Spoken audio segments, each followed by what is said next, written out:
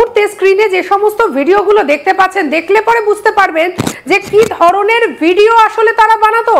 দেখতে পাচ্ছেন, এই হচ্ছে সেই ভিডিওর নমুনা, মা ছেলের নমুনা, এবং যে সমস্ত জায়গায় এই শুটগুলো করা হচ্ছিল সাধারণভাবে বা আপাত দৃষ্টিতে রাজেশ দেখো দেখলে পরে কিন্তু মনে হওয়ার উপায় নেই যে আসলে কি ধরনের শুট হচ্ছিল, কারণ আমরা অনেক সময় কিন্তু এই ধরনের ভিডিও আমরা ইউটিউবে বা বিভিন্ন জায়গায় দেখি। আমরা দর্শকদেরকে দেখাচ্ছি সেটা ইশারা এন্টারটেইনমেন্টের লিগালি শুট করা বিভিন্ন মিউজিক ভিডিওর থেকে বিভিন্ন অংশ আমরা দর্শকদেরকে দেখাচ্ছি।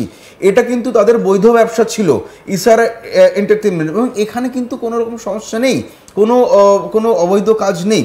তারা এই মিউজিক ভিডিওগুলি শুট করতো এবং ইশারা এন্টারটেইনমেন্টের ব্যানারে এই মিউজিক ভিডিওগুলোই তারা আপলোড করতো। কিন্তু এর পেছনে কি এর অন্তরালে কি চলতো সেটাই হচ্ছে আমরা দর্শকদের জানাচ্ছি।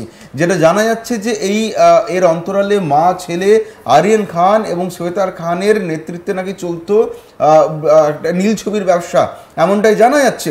তার কারণ যে হার হিম করা ঘটনা ঘটেছে, যে পাশবিক নির্যাতনের কথা আমরা জানতে পেরেছি, সেটা খুব স্বাভাবিকভাবেই মানে যে কোনো সুস্থ মস্তিষ্কের মানুষ করতে পারে না।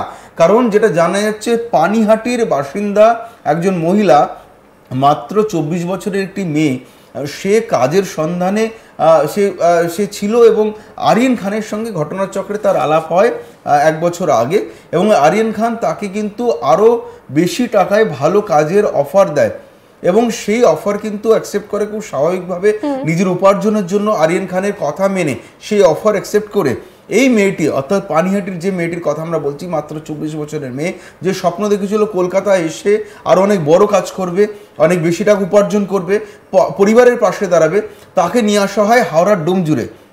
এই ডোমজুড়েই ফ্ল্যাট ছিল, ভাড়া নেওয়া ফ্ল্যাট ছিল এই আরিয়ান খান এবং তার মা শ্বেতা খানের। এবং সেই ফ্ল্যাটে আসার পর সেই মেয়েটির মাথায় আকাশ ভেঙে পড়ে। তার কারণ সে যে স্বপ্ন নিয়ে এসেছিল তার উল্টো, তার বাস্তবটা ছিল তার উল্টো। তাকে এখানে আনার পর বলা হয় নীল ছবিতে কাজ করতে। রাজেশ, আমি তোমাকে একটু থামাচ্ছি। এই যে অভিযুক্ত যার কথা আমরা বলছি, চলুন আমরা মনে হচ্ছে শুনে নি সে তার অভিযোগে ঠিকই জানিয়েছে। ইভেন্টে কাজ করি, আমাকে কাজ দেবে বলে নিয়ে গেল। নিয়ে যাওয়ার পর আমাকে মিথ্যা কথা বলে ঘরে কাজ করাতে বলেছে, ট্রেনিং দেবে, 2 বছর ট্রেনিং দেবে, না করতে পারলে মেরে মেরে করাবে। তারপর ঘরের কাজ করাতো, মেরে কাজ করাতো, রড দিয়ে মেরেছে, কোদাল দিয়ে মেরেছে, কোনো একটা জায়গা বাদ নিয়ে মার খায়নি, এবং প্রাইভেট পার্টেও মেরেছে। তোমার সাথে পরিচয় হলো কি করেছিল? বন্ধু ছিল আমার। কিভাবে? ফেসবুক দিয়ে, মেসেঞ্জারে। তারপর কথা হয়, তারপর বলি যে কাজ ব্যাপারে কথা হয় আমার, তো বলেছে হ্যাঁ কাজ দেবো। ওর বাড়িতে নিয়ে গেল। ওর মা কাজ বাজ করে, বড় বড় ইভেন্ট করে, তো বাইরে কাজ করবে বলে আমাকে বললো। আমি বললাম না, আমি করবো না। তারপরে এরকম টর্চার করে আমাকে। বাড়ি কোথায়? বাড়ি তোমার হাওড়া, তো বাঁকড়া আনসারি ডাক্তারখানা। কি নাম ছিল?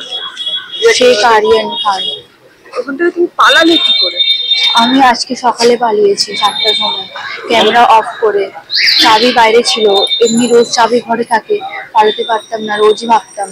আজকে বাইরে ছিল চাবিটা, আস্তে করে সবাই ঘুমাচ্ছিল, আস্তে করে নিয়ে তারপর পালিয়ে গেলাম। তোমাকে মারধর করতো কেন? কাজ করতাম না বলে। কি কাজ করতো? ঘরের কাজ। তোমাকে তো অন্য কাজ করার জন্য নিয়ে গেছিল। হ্যাঁ। তারপর একটুখানি কিছু ভুল করলেই মারবে। তুমি কিছু বলতে না? আমি কিছু বলতাম না, কেন কি মারে, বললেই মারতো।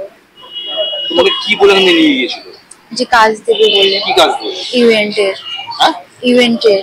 আচ্ছা, তারপর কাজ দেয় না, উল্টো হয়ে যায়, ওটা ঘরে কাজ করায়। তোমাকে বাড়িতে আটকে রেখে দিয়েছিল? হ্যাঁ। কার বাড়িতে? ওনারই বাড়িতে। কার বাড়িতে? নাম কি? আরিয়ানের বাড়িতে। পুরো নামটা জানো? শেখ আরিয়ান খান। বাড়িতে আটকে রেখে দিয়েছিল তোমাকে? হ্যাঁ। আচ্ছা, তোমার সঙ্গে তোমার বাড়ির লোকের কোনো যোগাযোগ ছিল না? না, যোগাযোগ ছিল। তোমার ফোন সব ওরাই নিয়ে নিয়েছে, সিম সব ভেঙে দিয়েছে। কিভাবে মারতো তোমাকে? মানে লোহা দিয়ে মারতো, কাদাল দিয়ে মেরেছে, পা দিয়ে পায়ে উঠে, মানে বুকে পা রেখে মারতো। কেন এই মারতো কেন? কি কারণ? কাজ ভুলোতো বলে। তুই কি তোকে বলতে যে ছেড়ে দাও, বাড়ি চলে যাবো? হ্যাঁ, আমি বলেছি অনেকবার, বলতো না, যেতে দেবো না। আমি কি বলতো তোকে?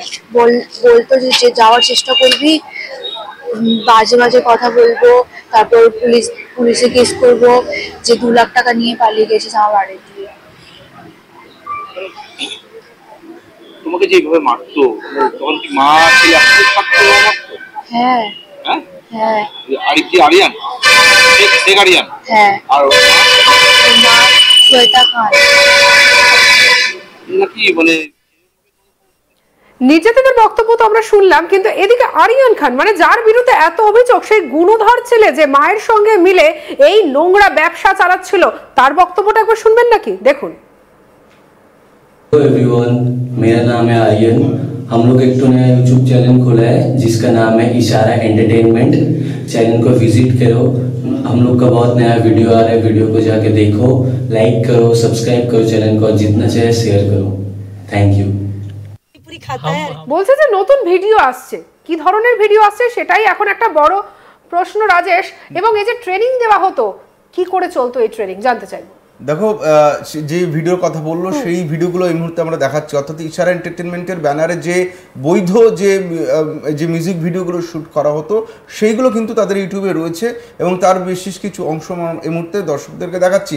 কিন্তু এই পানিহাটির মেয়েটি যে নির্যাতিতা, যার কথা আমরা শোনালাম, সে যে বক্তব্য রাখছে সেটা কিন্তু ভয়ঙ্কর।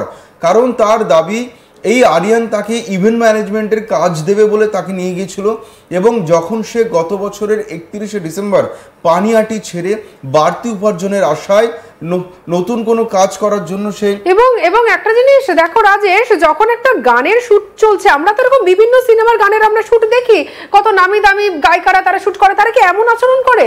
এটা কেমন ধরনের আচরণ? পাশের একজনের গাল টিপে দিচ্ছে, গায়ের মধ্যে পড়ে যাচ্ছে, এটা কি একটা মাতৃসুলভ আচরণ? একজন মায়ের কি এটা মানায়? দেখো, এটা তাদের মিউজিক ভিডিওরই একটি পার্ট, এগুলো তার সোশ্যাল মিডিয়া প্ল্যাটফর্ম থেকে।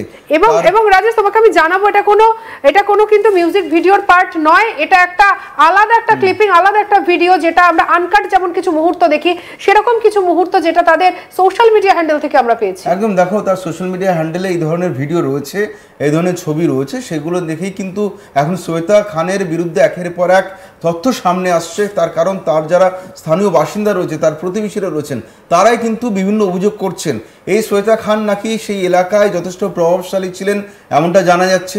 তার প্রতিবেশীরা বলছেন যে তাদের দাপট এতটাই ছিল যে প্রতিবেশীরা যদি কোনো রকম প্রতিবাদ করতেন তাদের বিরুদ্ধে, তাহলে কিন্তু তাদেরকেই মিথ্যা অভিযোগ করে ফাঁসিয়ে দেওয়ার হুমকি দেওয়া হতো।